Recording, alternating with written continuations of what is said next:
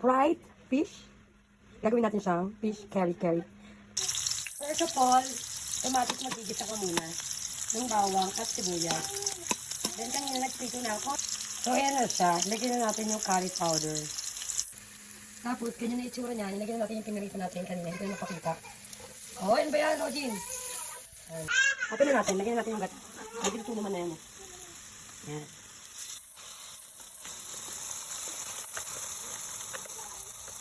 Tapos, lagyan na nga natin yung isda. Ang pero di pinapayak mo para ma-absorb niya na yung gata. Diba? Kumapit yung lasa niya. Yan tayo, magaling. Magaling. Sa mga... Nilagyan ko na yan ng pepper.